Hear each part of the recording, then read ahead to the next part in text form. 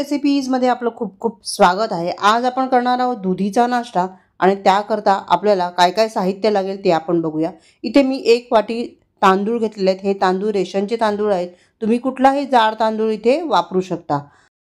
कुठलीही 1 वाटी आपल्याला घरातील सेट करायची आणि त्याच वाटीने सर्व प्रमाण घ्यायचे। अर्धी वाटी आपण चणा डाळ घेतलेली आहे। यानंतर पाव वाटी आपण तुरीची डाळ घेतलेली आहे।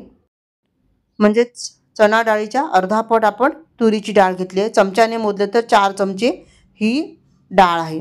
यानंतर तेवढीच आपल्याला मुगाची डाळ घ्यायची आहे। तर ही डाळ सुद्धा आपण पाव वाटी डाळ घेतलेली आहे। चमच्याने मोजलं तर 4 चमचे ही मुगाची डाळ आहे। मुगाच्या डाळीच्या अर्धा पट आपल्याला उडदाची डाळ घ्यायची आहे। म्हणजे 2 चमचे इथे मी उडदाची डाळ घेतलेली आहे। यानंतर आपल्याला लागणार आहेत पोहे। तर इथे त्याच वाटीने अर्धा वाटी इथे पोहे घेतलेले आहेत। या व्यतिरिक्त आपण दहीचा वापर करणार आहोत इथे।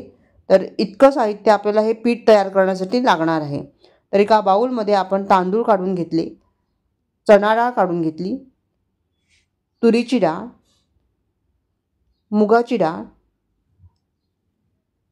उडदाची डाळ आणि पोहे हे सर्व मिक्स करायचं आणि ह्याला स्वच्छ पाण्याने धुवून घ्यायचं आहे। 2 ते 3 वेळा चांगलं ह्याला चोळून धुवून घ्यायचं आहे।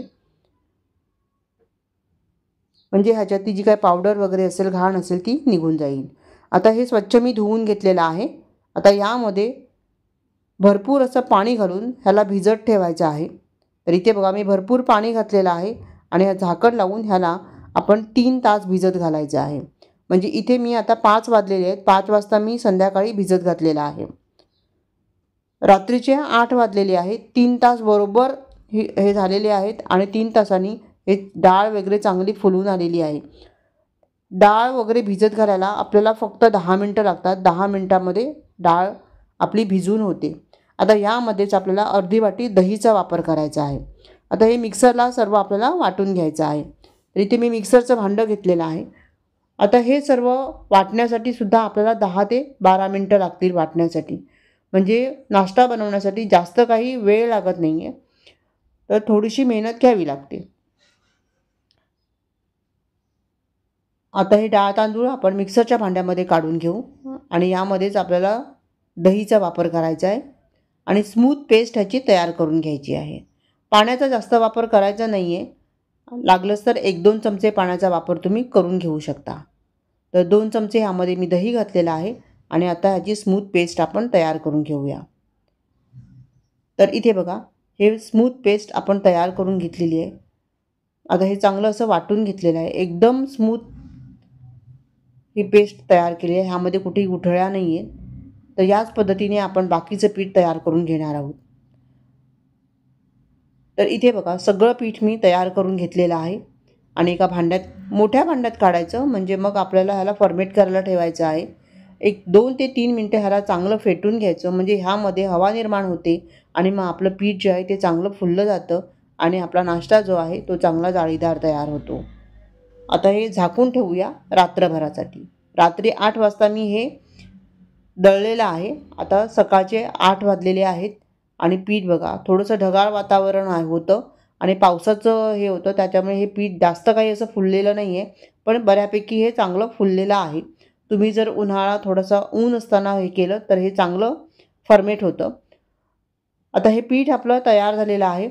आता यामध्ये आपल्याला काही मसाले घालायचे आहेत। तर इथे धणा पावडर 1 चमचा, जिरा पावडर अर्धा चमचा, लाल तिखट अर्धा चमचा, पाव चमचा हळद घेतलेली आहे, पाव चमचा ओवा घेतलेला आहे, चवीनुसार ह्यामध्ये मीठ घालायचं, चिमूटभर आपण हिंग घेतलेला आहे, 1 चमचा आपण साखर घातलेली आहे। साखर किंवा गूळ वापरू शकता तुम्ही। आपण दही वापरल्यामुळे दही थोडंसं आंबट असतं, त्यामुळे साखर किंवा गूळ वापरायचा म्हणजे ह्याची चव जी आहे ती बॅलन्स होते। ओवा आपण वापरलेला आहे कारण आपण डाळी वापरलेल्या आहेत, म्हणून ओवा आणि हिंगाचा वापर करायचा। इथे आपल्याला दुधीचा वापर करायचा आहे। दुधी घेताना तो एकदम कवळा दुधी घ्यायचा, म्हणजे मग तो व्यवस्थित शिजला जातो। जून दुधी घेऊ नका, नाहीतर मग तो शिजला जाणार नाही। आता ह्याला आपण स्वच्छ करून घेतला, त्याची साल काढून घेतली आणि किसून घ्यायचं आहे। तर साधारण त्याच वाटीने 1 वाटी किसलेला दुधी मी घेतलेला आहे। आता यामध्येच 3 हिरवी मिरची मी बारीक चिरून घेतलेली आहे। मिरची तुम्ही तुमच्या आवडीनुसार कमी जास्त करू शकता। 1 चमचा किसलेला आलं घेतलेला आहे। आता ही गुजराती रेसिपी असल्यामुळे ते लोक ह्यामध्ये लसूण वापरत नाही. तुम्हाला जर आलं लसूण मिरची पेस्ट वापरली तरीसुद्धा चालू शकतं. यानंतर ह्यामध्ये भरपूर अशी बारीक चिरलेली कोथिंबीर घालायची. कोथिंबीरीमुळे हा नाश्ता जो आहे तो खमंग तयार होतो. अतिशय पौष्टिक असा हा नाश्ता आहे. ह्या नाश्त्यामध्ये तांदूळ आलेले आहेत, डाळी आलेल्या आहेत, भाजी आलेली आहे आणि मसाले आलेले आहेत. त्यामुळे अतिशय पौष्टिक नाश्ता हा तयार होतो. शिवाय आपण इनो किंवा सोडा इथे वापरलेला नाही आहे. थोडासा इनो सोडा वापरायचा असेल तर वापरू शकता, कारण पीठ जास्त काही फर्मेट झालेलं नाही आहे. पण मी न वापरताच हा नाश्ता तयार करणार आहे. तरीही हा छान होतो नाश्ता. 1 चमचा तेल घातलेलं आहे कढईमध्ये. त्यानंतर मोहरी, जिरं घातलेलं आहे थोडंसं. कढीपत्ता घातलेला आहे आणि थोडेसे तीळ घातलेले आहेत. अशी फोडणी तयार करून घ्यायची आणि ह्यामध्ये 2 ते 2.5 पळी आपल्याला हे पीठ घालायचं आहे. ह्याला जास्त काही सरकवायचं नाही किंवा पसरवायचं नाही आहे. आहे तसंच हे पीठ ठेवून द्यायचं आहे हलकंसं. वरून पुन्हा थोडेसे मी तीळ घातलेले आहेत आणि ह्याला मंद आचेवर आपण शिजवून घ्यायचं आहे. आता ही आहे गुजराती रेसिपी दुधीचा हांडवो. इथे मी हे जे हांडवो तयार केलेले आहेत ते छोटे छोटे आणि पातळ तयार केलेले आहेत, कारण की ते व्यवस्थित शिजले जावेत. मोठा असा हांडवो केला की तो करपतो, आतमध्ये शिजत नाही, गच्च होतो. त्याच्यामुळे इथे असे आपण छोटे छोटेच हांडवो तयार करायचे, म्हणजे खायलाही खूप छान लागतात. तर इथे बघा, दोन्ही साईडने मंद आचेवर चांगलं आपल्याला खरपूस याला शेकून घ्यायचं आहे, चांगलं भाजून घ्यायचं आहे. आणि इथे आपला हा हांडवो तयार झालेला आहे. हा दुधीचा मस्त असा पौष्टिक आणि पोटभरीचा नाश्ता आहे. शिवाय दुधी न खाणारे पण आवडीने खातील इतका स्वादिष्ट नाश्ता आहे. चला तर मग इथे आपला हा पहिला हांडवो तयार झालेला आहे. तुम्ही पाहू शकता किती मस्त हे हांडवो तयार होतात. ह्याला हे आपण दुसरा हांडवो तयार केलेला आहे. ह्याला उलट करून घ्यायचं, दोन्ही साईडने चांगलं शेकून घ्यायचं बघा. आणि अशा पद्धतीने आपण हा मस्त असा नाश्ता तयार केलेला आहे. खाऊन पोट भरेल पण मन भरणार नाही असा मस्त पौष्टिक दुधीचा नाश्ता आज आपण इथे तयार केलेला आहे. रेसिपी आवडली तर लाईक आणि कमेंट करायला मात्र विसरू नका.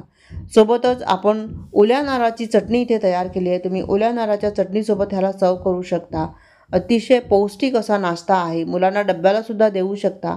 पोटभरीचा नाश्ता आहे आणि मुलं भाज्या खात नाहीत, डाळी खात नाहीत. त्याच्यामुळे सर्व डाळी आणि भाज्या ह्यामध्ये आहेत. आता तुम्ही पाहू शकता इथे मस्त हा पातळ केल्यामुळे काय होतं, व्यवस्थित शिजला जातो. यामध्ये दुधी आहे हे कळणार देखील नाही, इतका मस्त हा नाश्ता तयार होतो. त्यामुळे दुधीला नाक मुरडणारे देखील दुधी आवडीने खातील असा हा नाश्ता आज आपला तयार झालेला आहे. चला तर मग पुन्हा भेटूया अशाच एका छान नवीन रेसिपीसह. धन्यवाद.